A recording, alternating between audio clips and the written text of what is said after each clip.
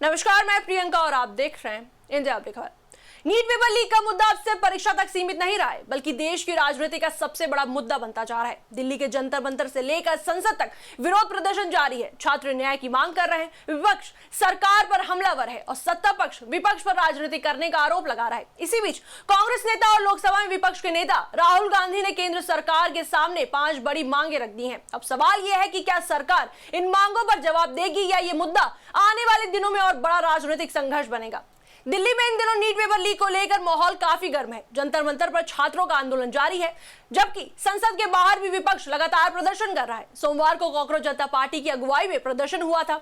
इसके अगले दिन राहुल गांधी के नेतृत्व में इंडिया गठबंधन के कई नेताओं ने प्रधानमंत्री आवास तक मार्च निकालने की कोशिश की। मार्च के दौरान दिल्ली पुलिस ने राहुल गांधी, प्रियंका गांधी और विपक्ष के कई नेताओं को हिरासत में ले लिया। हालांकि कुछ समय बाद सभी नेताओं को रिहा कर दिया गया।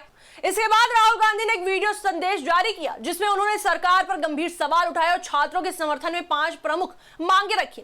राहुल गांधी ने सबसे पहले प्रधानमंत्री नरेंद्र मोदी से छात्रों से माफी मांगने की मांग की। उनका कहना है कि शांतिपूर्ण प्रदर्शन कर रहे छात्रों पर पुलिस ने जरूरत से ज्यादा बल प्रयोग किया। राहुल गांधी के मुताबिक लोकतंत्र में अपनी बात रखना हर नागरिक का अधिकार है और छात्रों के साथ ऐसा व्यवहार नहीं होना चाहिए था। दूसरी मांग में राहुल गांधी ने केंद्रीय शिक्षा मंत्री धर्मेंद्र प्रधान और केंद्रीय गृह मंत्री अमित शाह के इस्तीफे की मांग की।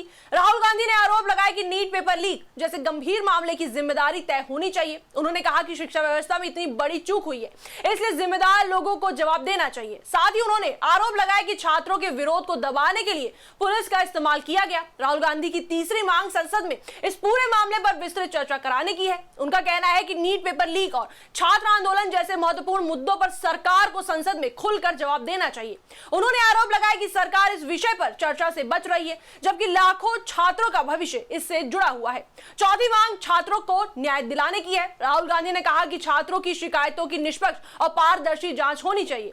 उन्होंने यह भी मांग की कि प्रदर्शन के दौरान छात्रों पर दर्ज किए गए मामलों को वापस लिया जाए और जिन पुलिसकर्मियों पर छात्रों के साथ कथित मारपीट के आरोप लगे हैं, उनके खिलाफ भी कार्रवाई की जाए।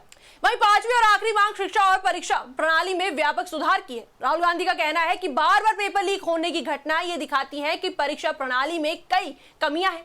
उनका कहना है कि ऐसी व्यवस्था बनाई जानी चाहिए जिससे भविष्य में छात्रों को इस तरह की परेशानियों का सामना न करना पड़े।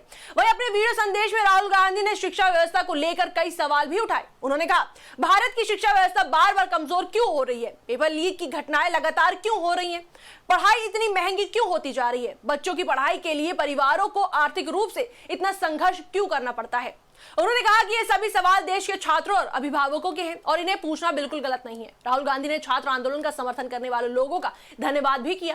उन्होंने कहा कि जो लोग छात्रों के साथ खड़े हैं, वे देश के भविष्य के साथ खड़े हैं। साथ ही उन्होंने साफ किया कि विपक्ष इस मुद्दे को संसद में पूरी ताकत के साथ उठाएगा और लोकसभा व राज्यसभा दोनों सदनों में इस पर विस्तृत चर्चा की मांग करेगा। जहां एक तरफ भारतीय जनता पार्टी ने राहुल गांधी और कांग्रेस के आरोपों को पूरी तरह खारिज कर दिया है। भाजपा का कहना है कि कांग्रेस छात्रों की भावनाओं का राजनीतिक फायदा उठाने की कोशिश कर रही है।